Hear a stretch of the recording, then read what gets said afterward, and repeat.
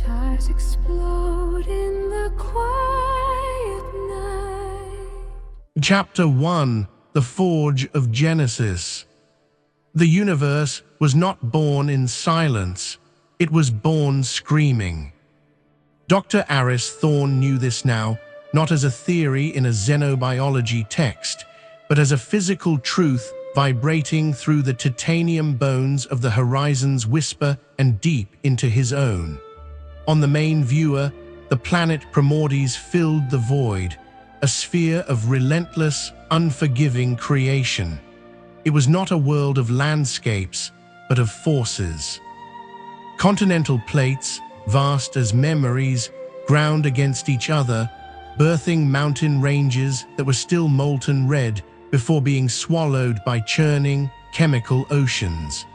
The atmosphere was a permanent plasma storm, a continuous, deafening light show of lightning forks that could vaporize continents on a settled world, stitching the bruised purple sky with actinic fury.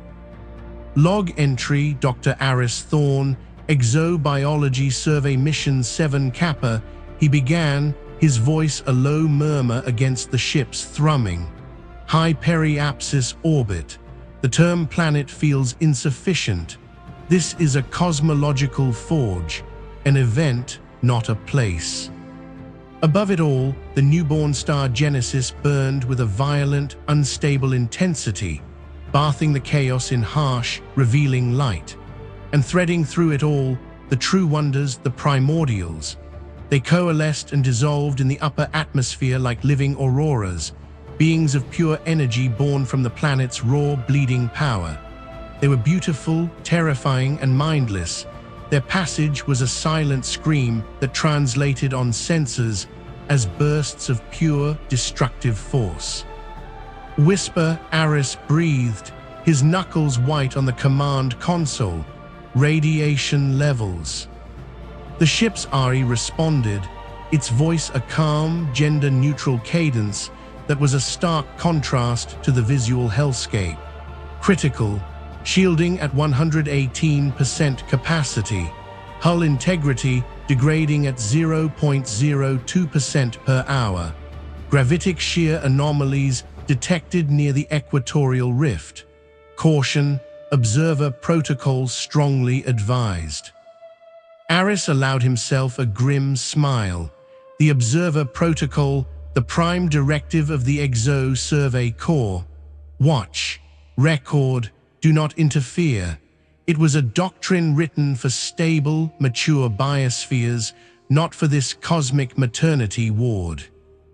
Observer protocol is dust down there, Whisper, he said, his eyes fixed on a vast, rainbow-hued caldera where the soup of creation seemed most concentrated. We need proximity.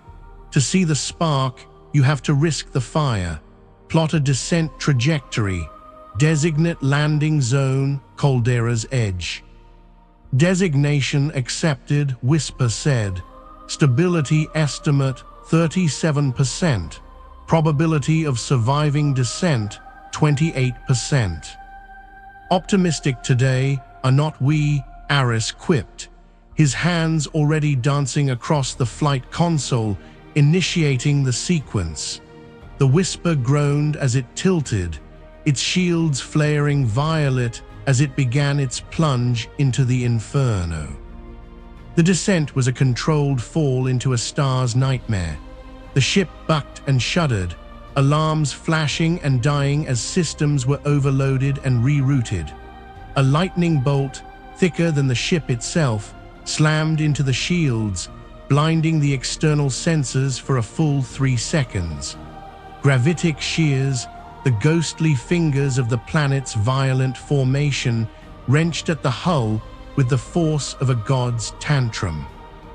They skimmed over oceans of bubbling, iridescent sludge, vast cauldrons where the universe was experimenting with the building blocks of existence.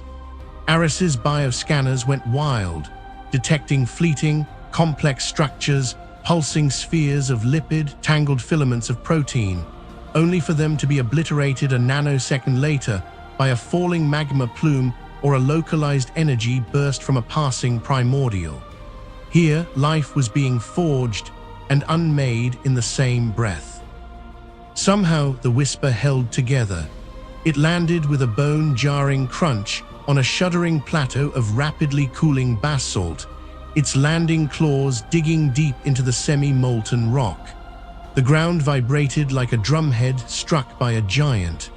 Through the viewport, the air itself crackled, thick with ozone, sulfur, and the acrid, promising scent of pre-organic chemistry. Full-spectrum life scan, whisper, focus on the caldera soup. I want to see what is winning the fight today. Scanning, whisper said, detecting micro-scale complexity spikes, evidence of protocellular structures, self-replicating polymer chains, unstable but persistent. Extrapolating data, high probability of first true multicellular organisms emerging within the next solar cycle. Aris's heart hammered against his ribs. Hope, fierce and terrifying, surged within him. The spark, he was witnessing it, not in a sim, not in fossilized strata, but here, now in real time.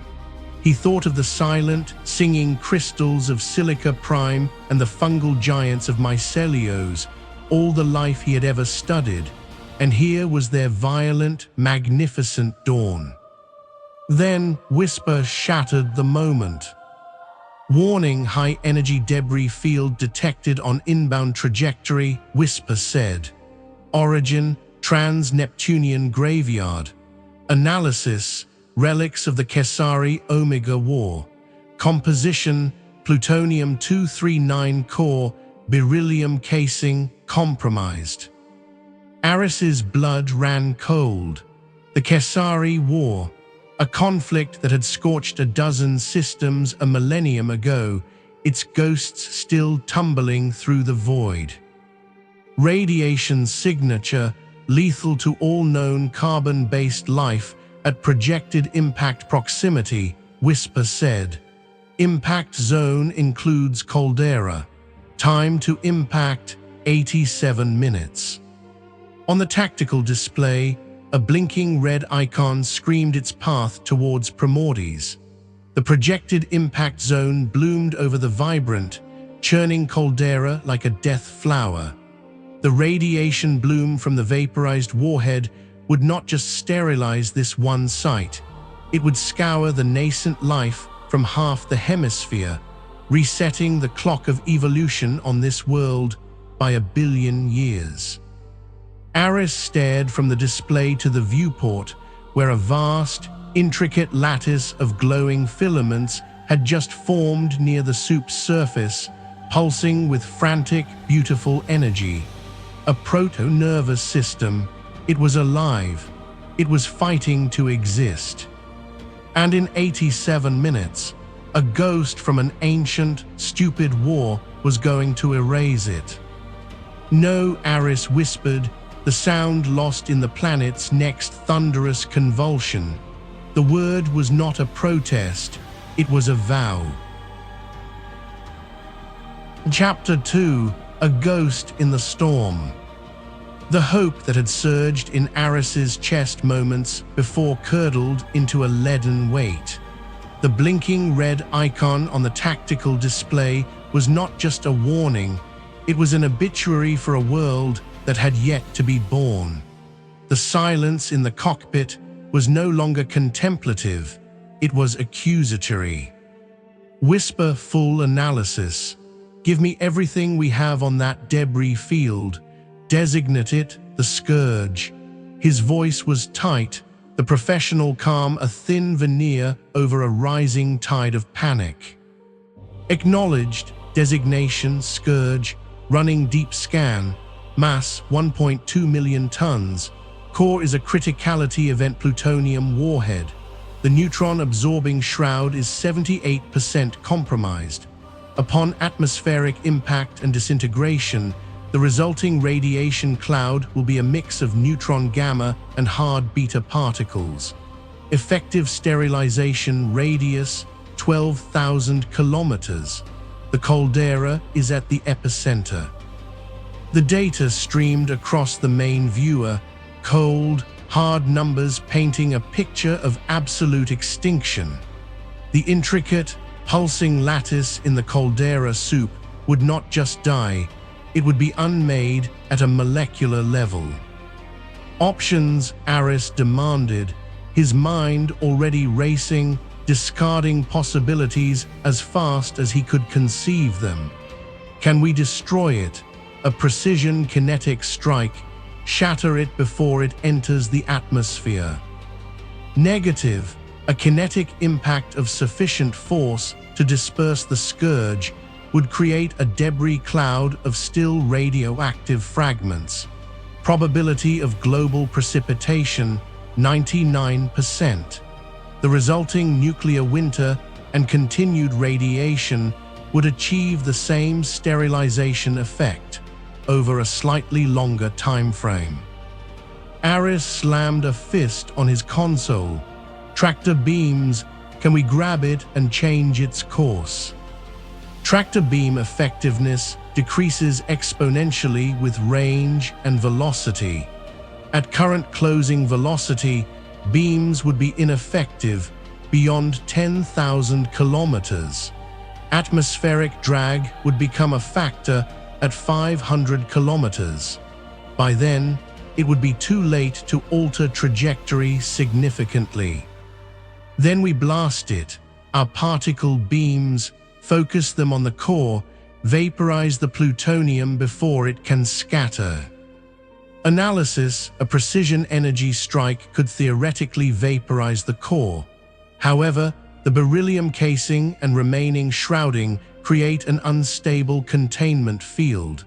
A particle beam strike carries an 87% probability of triggering a full fission detonation. Yield 1.5 megatons. The immediate blast and EMP would be counterproductive. Gods, Aris whispered, sinking back into his chair. He was a biologist, a witness to life's miracles, and he was facing the ultimate instrument of death. It was like trying to perform surgery with a tectonic plate. Every solution was a sledgehammer that would only hasten the destruction. He switched the main viewer from the terrifying trajectory plot to his personal log archives. With a trembling finger, he selected a file. The screen filled with the image of a vast, crystalline plain under a binary sunset.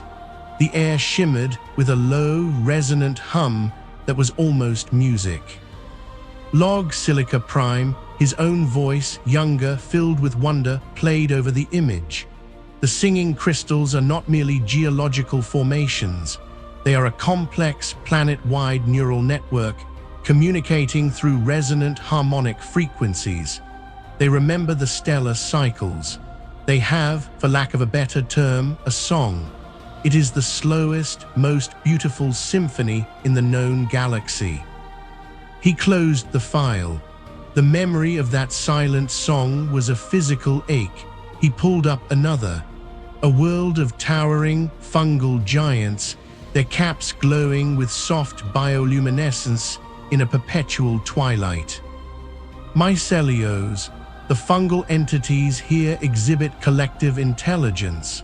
They share nutrients, memories, even warnings across continental distances through a subterranean hyphal network. They built structures that shelter entire ecosystems. They are gardeners on a planetary scale. He looked back at the viewport, at the churning, violent chaos of Primordis. This was where it all began.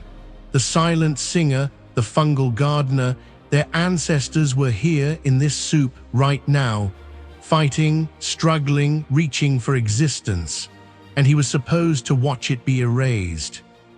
There has to be another way, he muttered, his eyes scanning the storm-racked sky. Something the Kesari engineers never dreamed of, something native. His gaze fell upon a primordial, this one a vast, shimmering manta ray of incandescent blue energy, drifting lazily through a thunderhead. It pulsed, and a fork of lightning 10 times the size of the whisper lashed out, vaporizing a plume of molten rock rising from the planet's surface. Raw, unimaginable power, mindless, directionless. A crazy idea, born of desperation, and the surreal logic of this place began to form in his mind. It was a spark, faint and terrifying. "Whisper," he said, his voice low and intent. "The primordials. They are pure energy, right? They respond to energy gradients, gravitational anomalies." "Affirmative. They are drawn to large-scale energy releases. Their behavior is fundamentally reactive and unpredictable." "But could we predict one just for a moment? Could we lure one, use it as a living missile?"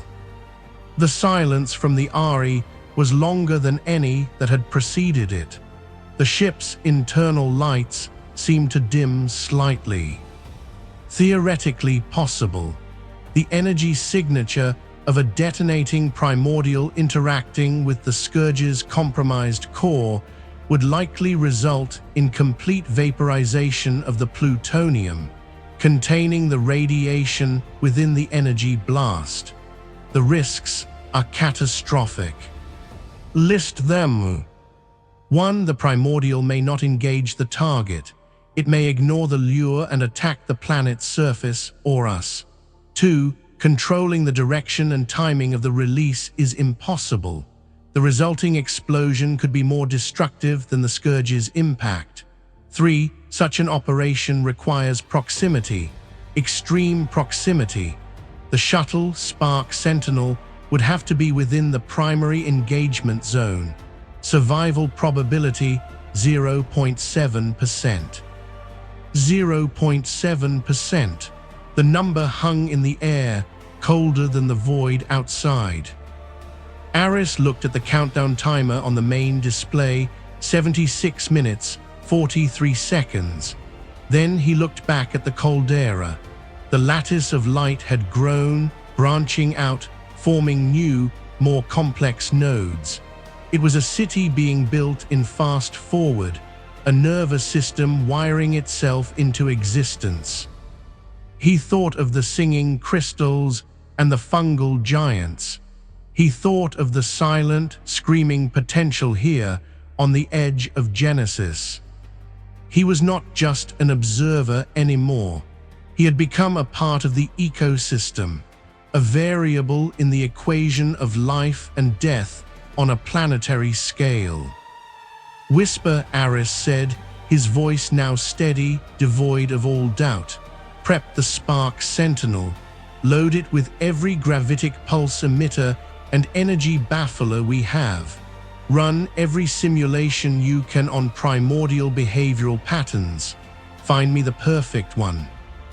"Doctor, this is a suicidal protocol. Observer." "The time for observing is over," Aris interrupted, pushing himself out of his chair and moving towards the equipment lockers. "It is time to go fishing for a star." The Ari paused for a single, weighty second. "Acknowledged, initiating Sentinel protocol. Time to impact, 75 minutes, 18 seconds. Good luck, Doctor." The chapter ends with Aris staring at the storm, a new, terrifying purpose etched on his face, the ghost of an ancient war bearing down on them, and the fate of a world resting on the most impossible gamble imaginable. Chapter 3: The Devil's Gambit. The sterile, recycled air of the Whisper's equipment bay felt like a coffin lid.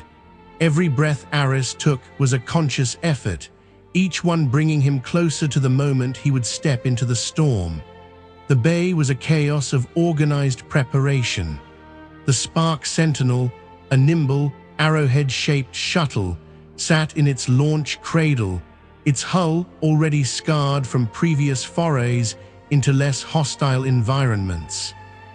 Now technicians, all remote drones directed by Whisper, swarmed over it, welding on additional shield projectors and reinforcing the structural members with frantic urgency. Aris stood before the heavy-duty EVA suit, a model designed for stellar corona work.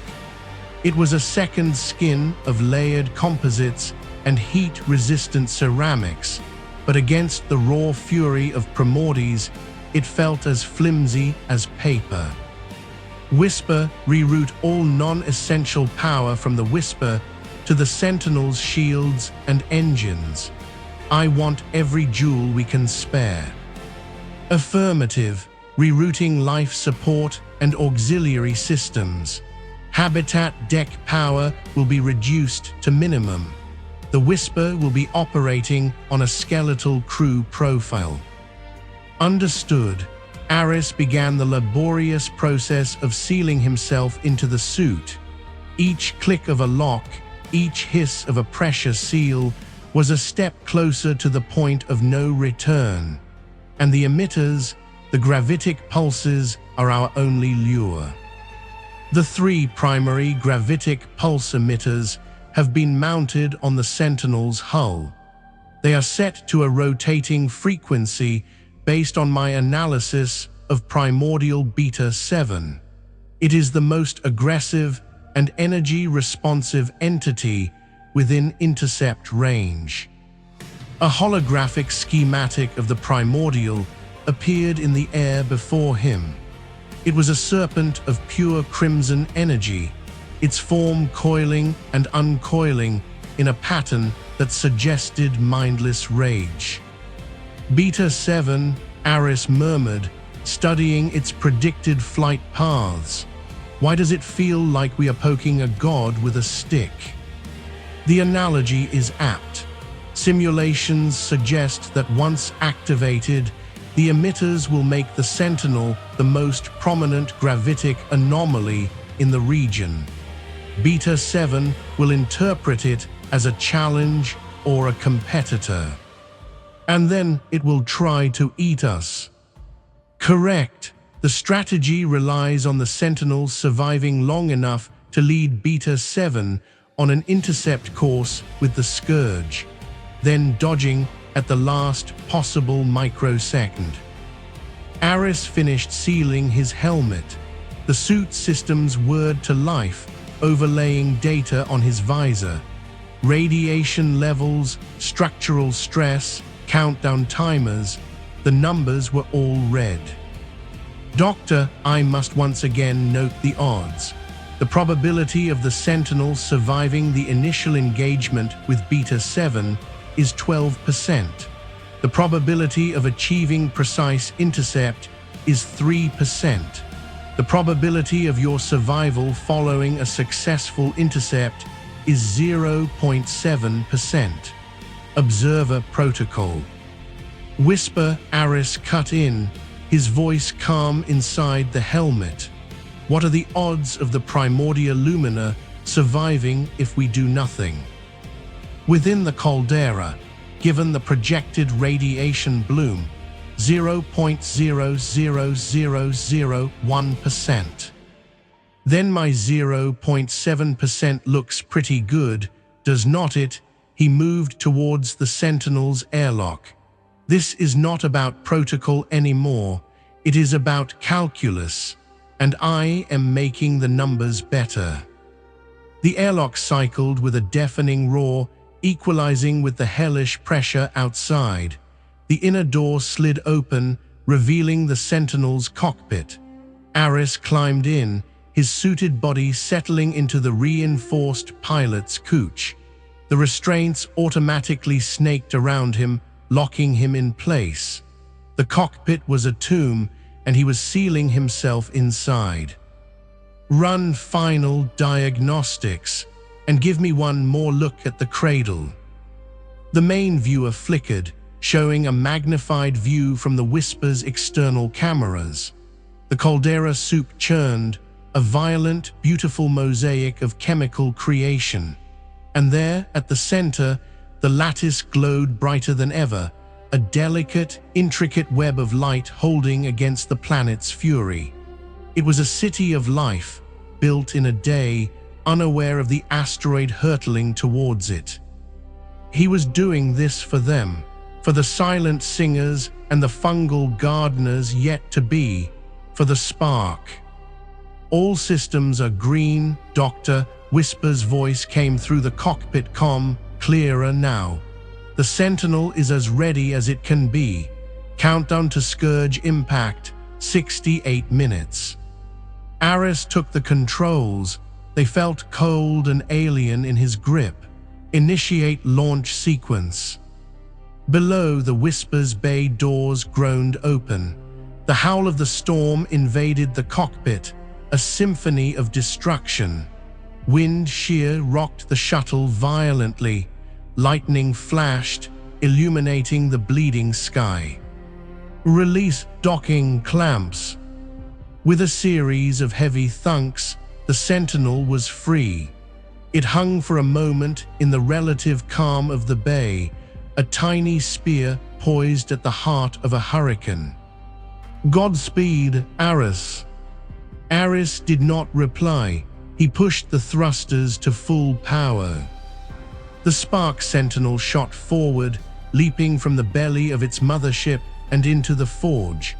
Immediately, it was caught in a current of supersonic wind, tossed like a leaf. Alarms blared as the shields flared under a continuous particle bombardment. Aris fought the stick, his muscles straining, his training taking over. He was not flying a path, he was navigating a seizure. He climbed, aiming for the upper atmosphere where Beta 7 coiled. The sky turned from purple to a deep, angry violet, streaked with the neon trails of other primordials. The Scourge was a visible speck now on his tactical display, a dark, jagged scar against the stars, growing larger every second. "Whisper, I am in position. Activate the gravitic pulse emitters. Let us ring the dinner bell." "Activating." A low, sub-sonic thrum vibrated through the Sentinel's hull. Space around the shuttle warped, visible as a shimmering haze. For a moment, nothing happened. The storm continued its mindless rage. Then, on the edge of his scanner, the crimson Serpent stirred. Beta 7 uncoiled, its massive head, a vortex of screaming energy, turning slowly. It had no eyes, but Aris felt its attention lock onto him. It was a feeling of pure, predatory hunger. "Target acquired," Aris whispered, his heart hammering against his ribs. "It is coming." The Primordial moved. It did not fly, it flowed, cutting through the storm like a shark through water, impossibly fast. The energy of its passage ionized the atmosphere, creating a trailing wake of lightning. Aris shoved the throttle forward, diving back towards the planet, leading the god of lightning on a chase through its own private hell.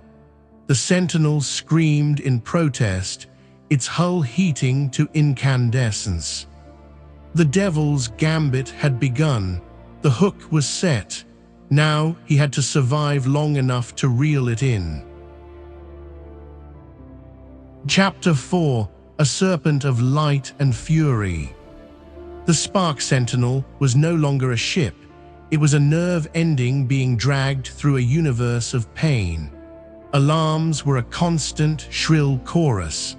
The cockpit was a disco inferno of flashing red and amber lights. Aris's world had narrowed to the tactical display, the viewport, and the gut-wrenching feel of the stick fighting him for every millimeter of control. Beta 7 was on him.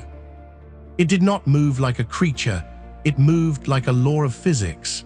One moment it was a distant coil of crimson energy, The next it was filling his entire rear scanner, a tsunami of annihilating light. The Sentinel's shields screamed as the Primordial's corona washed over them, overloading capacitors and bleeding through as searing heat. The internal temperature spiked. Sweat poured down Aris's face, instantly evaporating inside his helmet, only to be replaced by more. "Evasive pattern theta," he yelled, wrenching the stick and firing port thrusters. The shuttle slid sideways as a tendril of pure plasma, a whip crack from the Primordial, lashed out where they had been a second before. It struck a rising magma plume, and the entire column vaporized in a silent, terrifying flash. "Shield capacity at 42%, Whisper said. "Hull temperature critical. Stress fractures detected in starboard wing spar." "Just hold together," Aris pleaded, not to the Ari, but to the ship itself.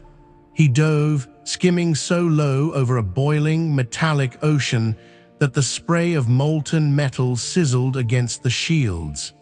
Beta 7 followed, its passage turning the ocean beneath it into a trench of superheated steam. He was the lure, a tiny, screaming anomaly that had insulted a god, and the god was furious. "Whisper, time to intercept, and where in the hells is that Scourge?" "Scourge is now within visual range," Whisper said. "Bearing 020, Mark 15. Time to intercept window 90 seconds. Aris risked a glance away from his instruments, looking up through the cracked viewport. There it was, no longer an icon on a screen but a physical presence. A jagged, angular mountain of dead metal and forgotten hatred, tumbling end over end through the upper atmosphere. It was trailing fire and a sickly, greenish glow, the radiation leak from its compromised core. It was uglier than he had imagined. A tombstone for a world that did not even know it existed. 90 seconds, an eternity in this maelstrom. Plotting final approach vector. We need to bring Beta 7 in from the side. A head-on collision might just scatter the debris. Vector plotted, Whisper said. Warning, this course will require sustained proximity to Beta 7 for 45 seconds. Survival probability 1.2%.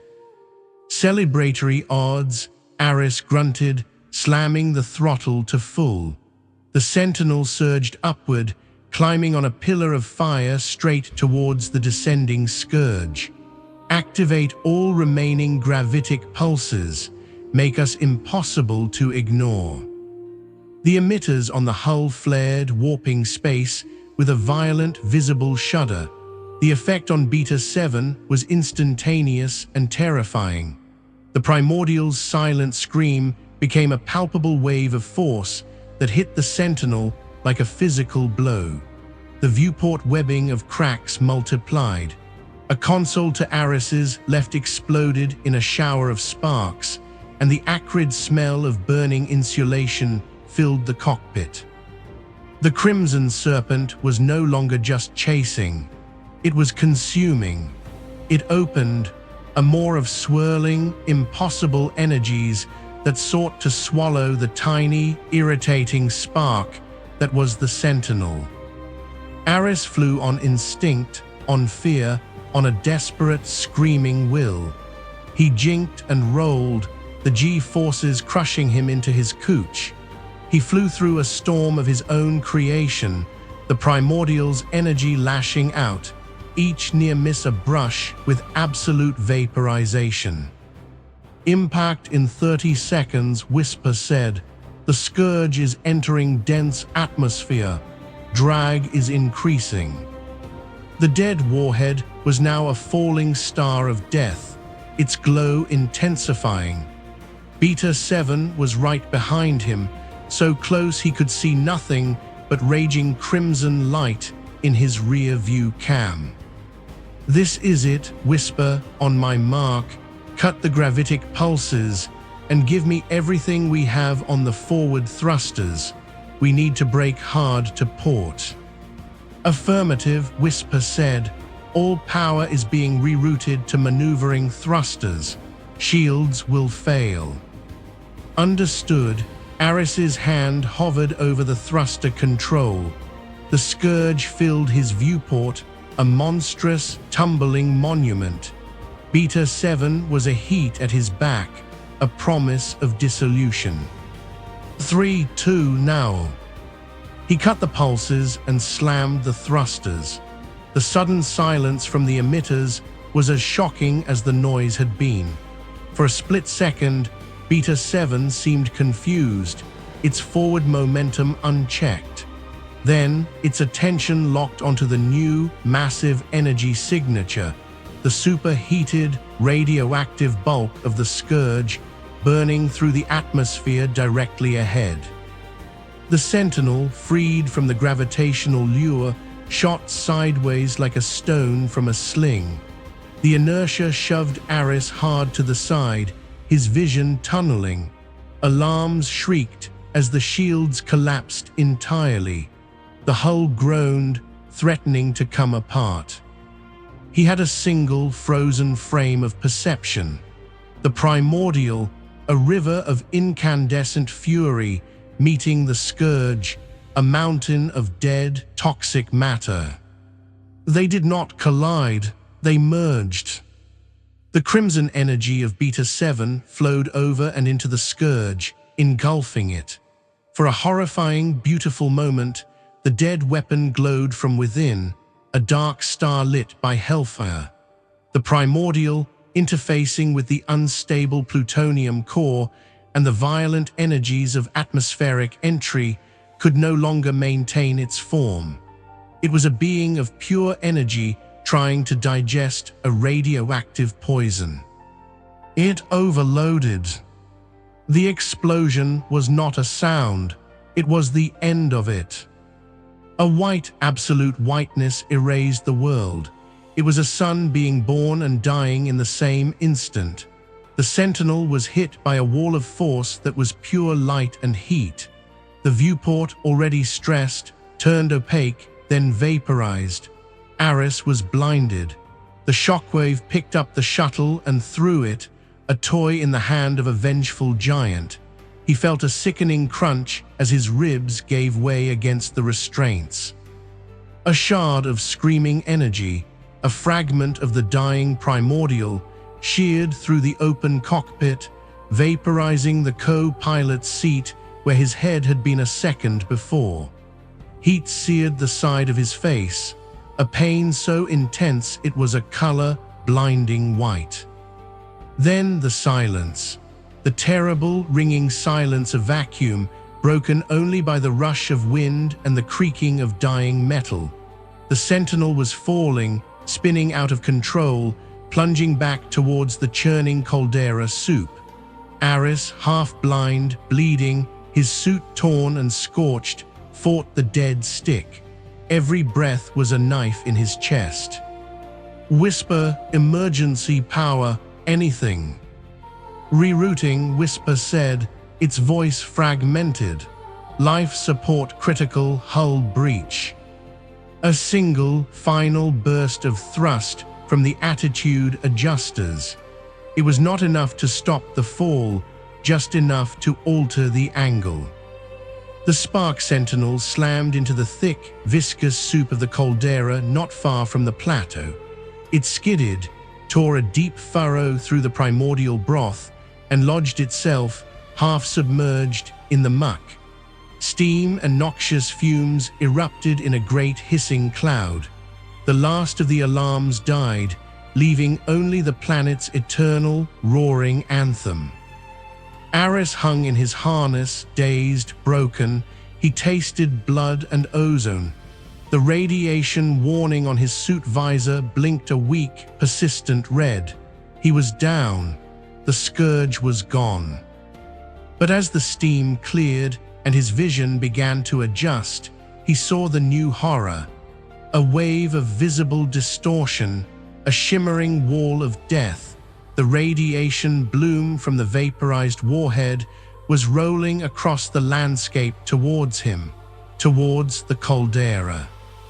He had saved the world from the impact, but he had delivered the poison directly into its atmosphere. The fight was not over. Chapter 5: The Conduit. Agony was a language, and every nerve in Aris's body was screaming it. He hung in the restraints, a puppet with cut strings, and tried to remember how to breathe. Each inhalation was a shard of glass in his chest. The taste of copper, his own blood, filled his mouth. The world was a blur of pain and dissonant sound, the hiss of dying metal, the gurgle of thick, hot liquid against the hull, and the planet's eternal, roaring thunder. He fumbled for the harness release, his gloves slick with coolant or blood, he couldn't tell. The mechanism clicked, and he collapsed onto the tilted deck of the cockpit, crying out as the impact jarred his broken ribs. The Sentinel was half buried in the caldera's soup, steam rising from where the superheated hull met the primordial broth. Through the gaping hole where the viewport had been, the air crackled, stinging his exposed skin with radiation and chemical burns. Whisper's voice was a ghost in the wreckage, transmitted through his helmet comms. The AI was running on the Sentinel's dying emergency power. Life support systems offline, hull integrity compromised, radiation levels within cockpit are lethal, medical alert, multiple traumatic injuries, internal bleeding detected. Status of the caldera, Aris choked out, dragging himself toward the opening. He had to see. The external camera feeds were dead. He had to look with his own eyes. He pulled himself up, gripping the jagged edge of the viewport, the heat of the metal searing through his gloves. The landscape was a scarred nightmare.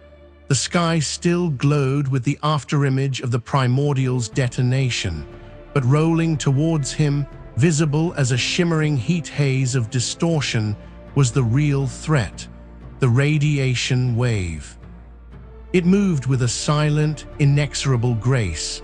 Where it passed, the vibrant, iridescent colors of the primordial soup turned a sickly, lifeless brown.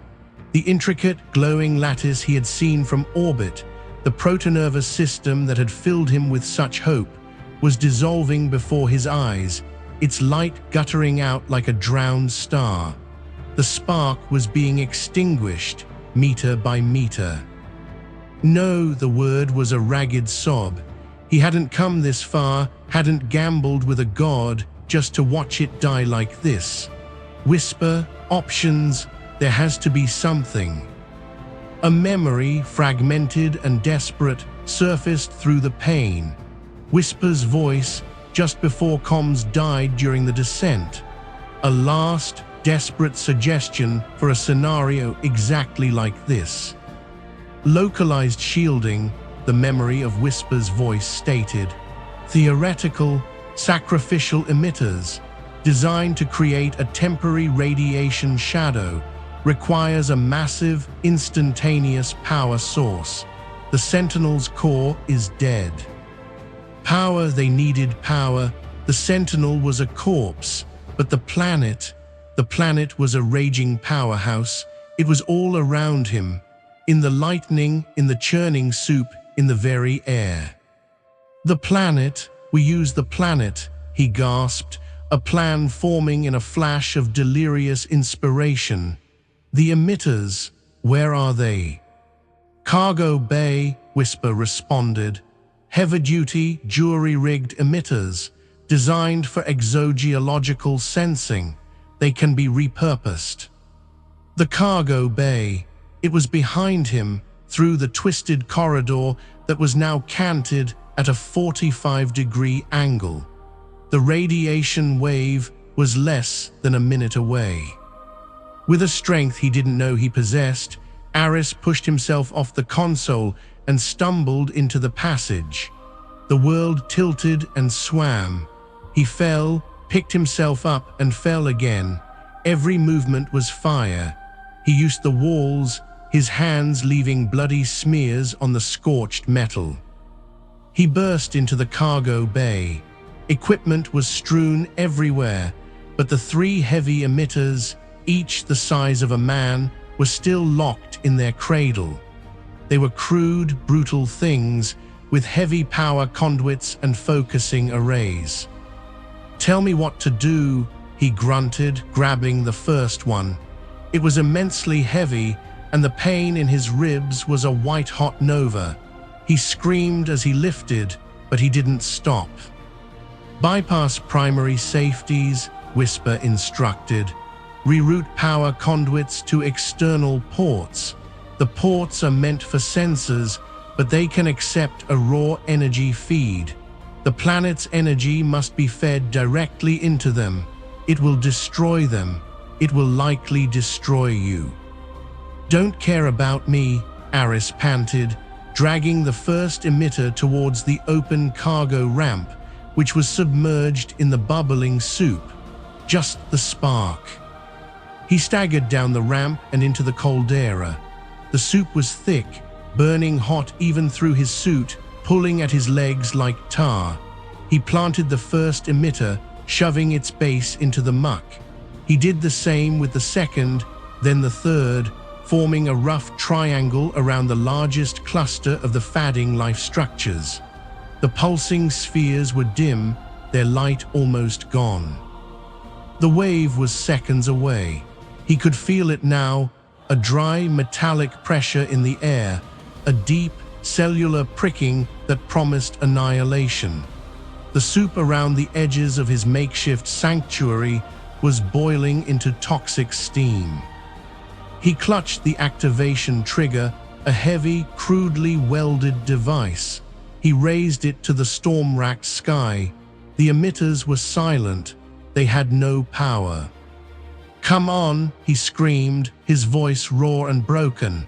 "Give me your fury." As if in answer, the universe obliged. Genesis flared. A colossal lightning bolt, a river of raw stellar fury, was drawn down by the highly conductive soup and the exposed, pleading metal of the Sentinel and the emitters.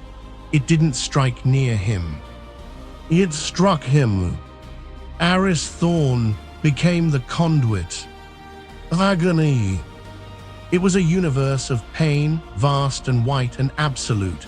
The current seized him, lifting him off his feet, suspending him in a crackling cage of living lightning. It was not a single bolt, but a continuous, raging torrent funneling through his body into the emitters. He couldn't scream. His muscles were locked in a rigid rictus of torture. He saw his own skeleton through his flesh, a glowing X-ray. He smelled burning hair, fabric, and the sickly sweet scent of his own cooking meat.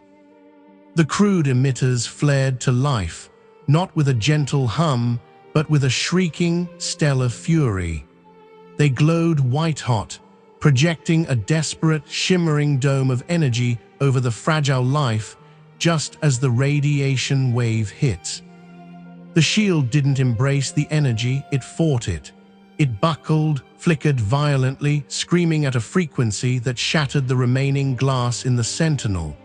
Aris, still convulsing in the lightning's grip, felt the emitters sucking the planetary energy through his body.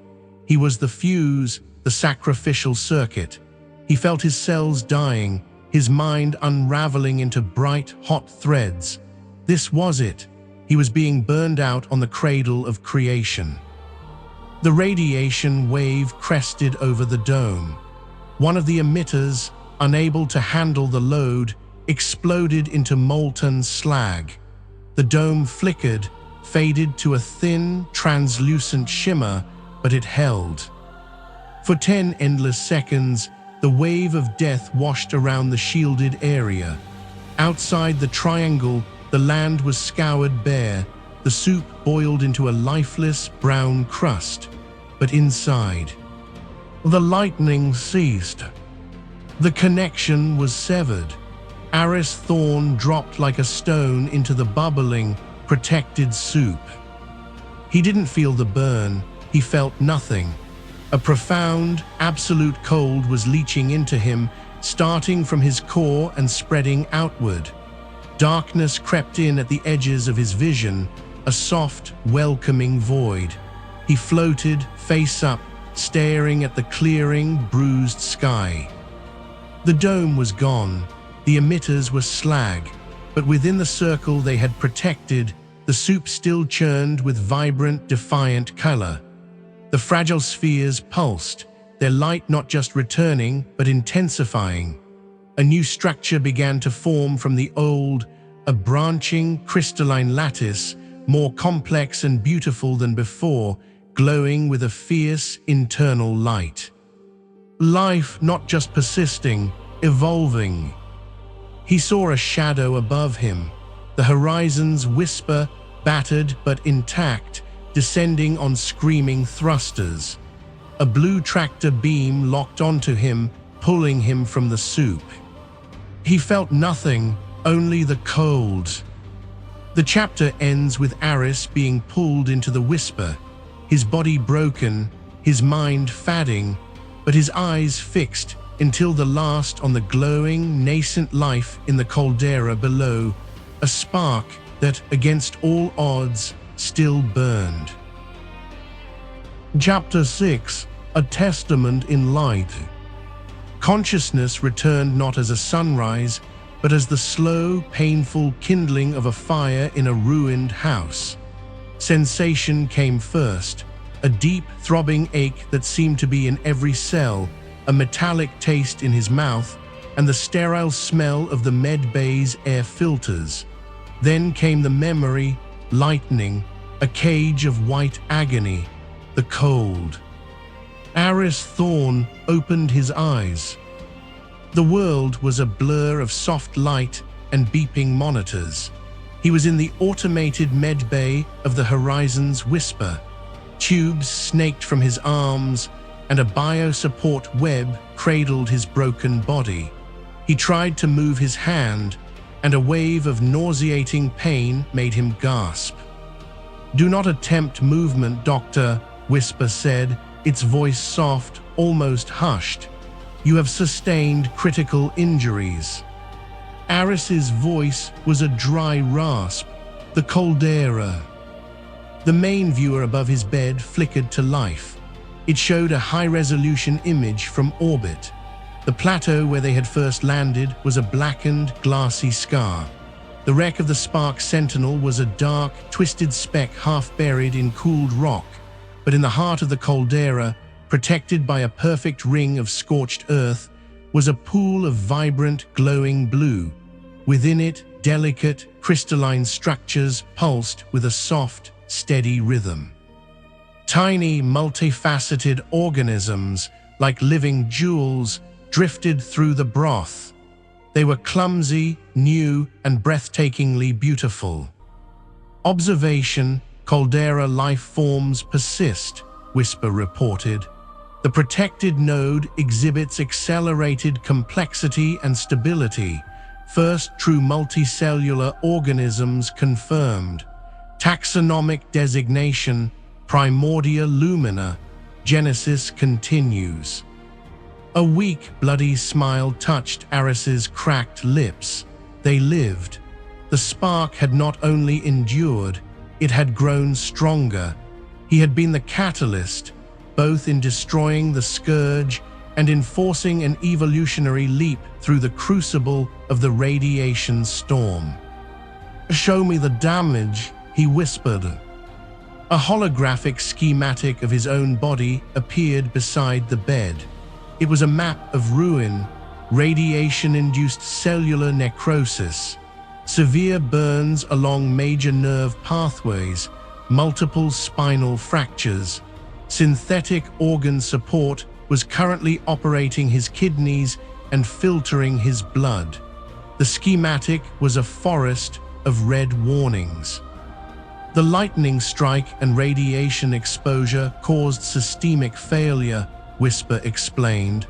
Tissue regeneration is underway, but full recovery is projected at 18 months. There will be permanent neuropathy, chronic pain. Aris closed his eyes, absorbing the verdict. He had not escaped. He had paid. The universe had taken its price for his intervention. He was a scarred man now, inside and out. "Play my last log entry," he said, "the one I dictated before the launch." The audio crackled, and his own voice filled the room, filled with a desperate pre-mission energy. "I stood at the forge. The universe hammered.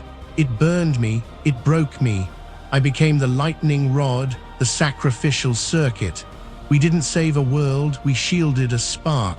One fragile, defiant spark in the howling dark." He stopped the playback. He had spoken those words as a man facing death. Now he was a man who had lived through it, and the words had taken on a new, heavier meaning. "Continue the log," he said, his voice stronger now, forged in the aftermath. "Recording," Whisper confirmed. "Log entry supplemental," he began, his gaze fixed on the image of the glowing cradle. "The pain is a constant, a reminder. I used to believe the Observer Protocol was about preserving the purity of discovery, but there is no purity in a universe that throws ancient weapons at its cradles. There is only choice, to stand aside or to stand in the way." He took a shallow, painful breath. "I chose to stand. I am now a part of this world's story, a scar on its history just as it is a scar on mine. We are linked.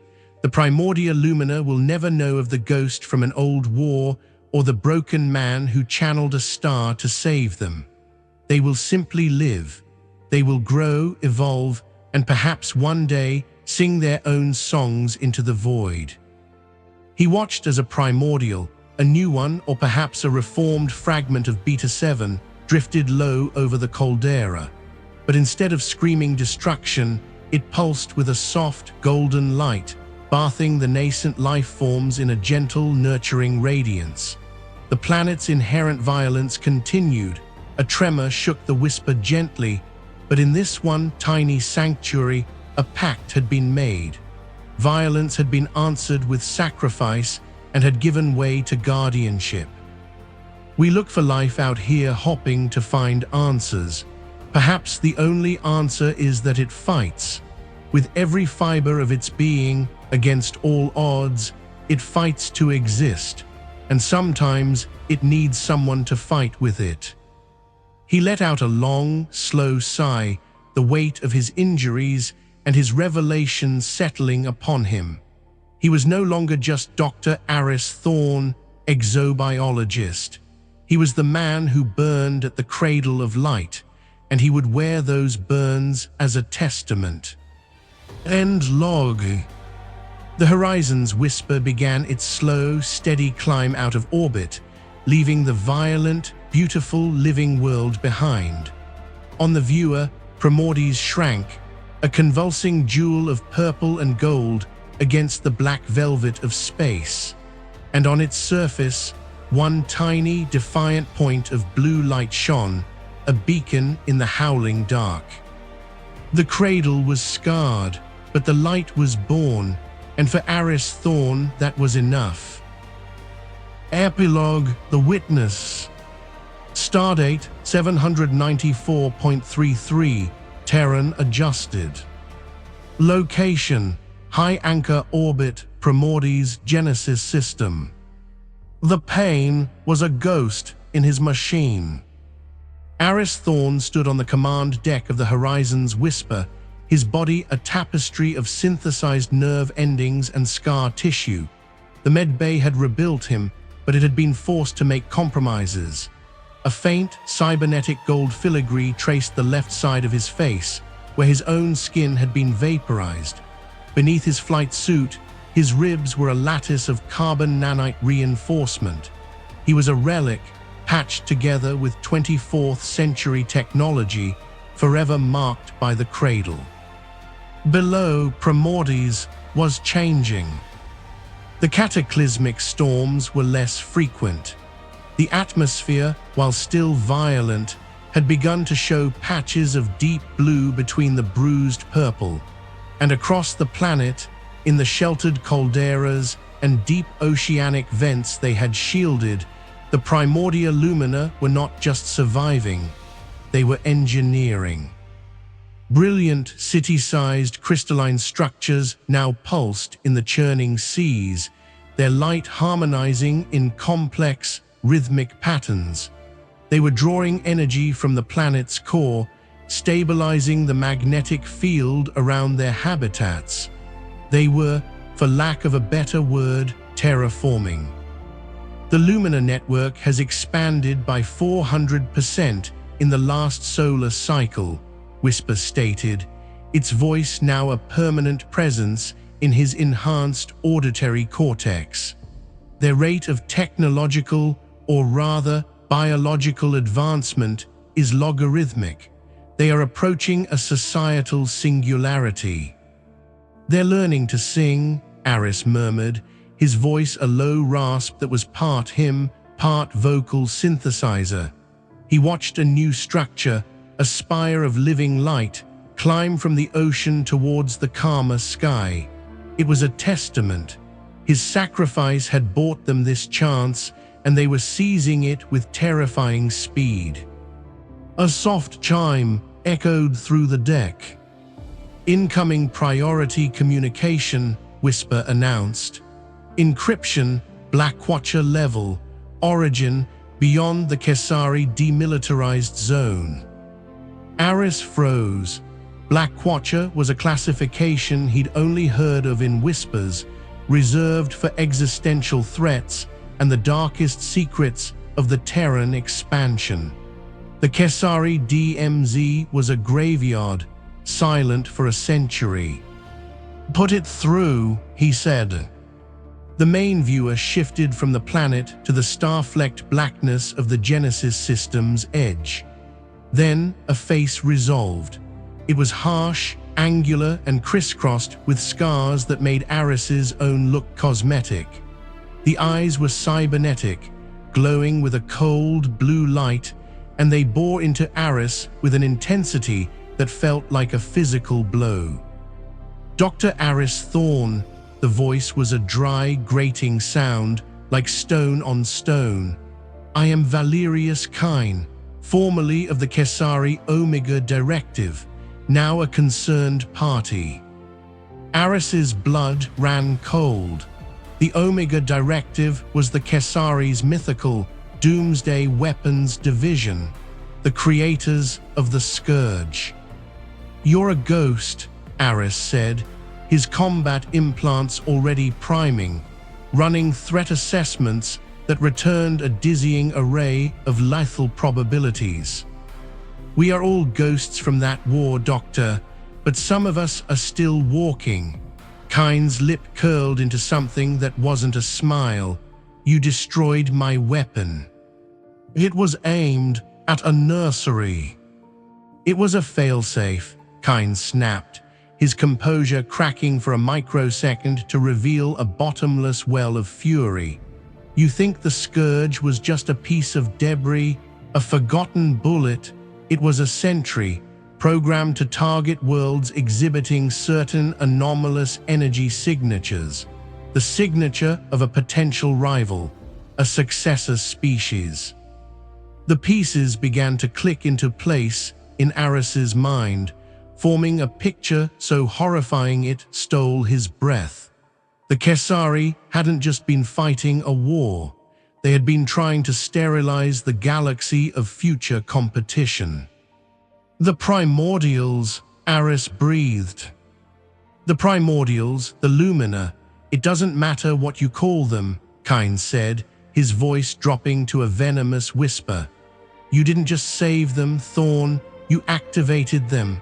Your little light show, your sacrifice, it sent a shockwave through subspace that we've been monitoring for a century. You rang a dinner bell." "What are you talking about?" Aris asked.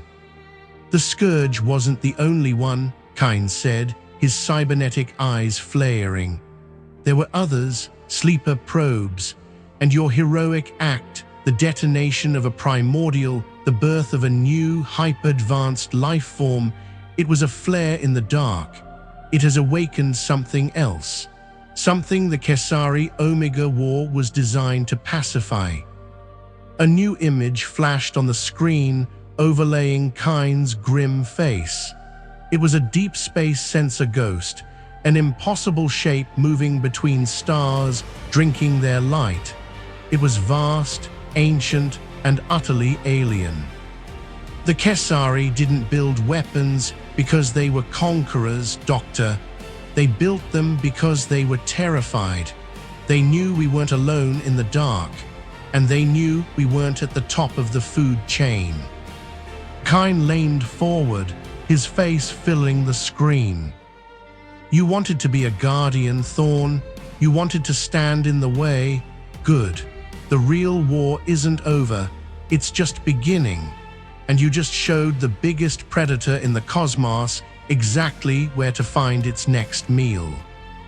The transmission cut out, leaving Aris in the sudden, deafening silence of the command deck.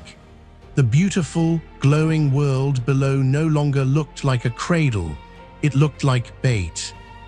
He looked at his own reflection in the darkened viewer, a scarred man, half machine, standing between a newborn god and a waking devil.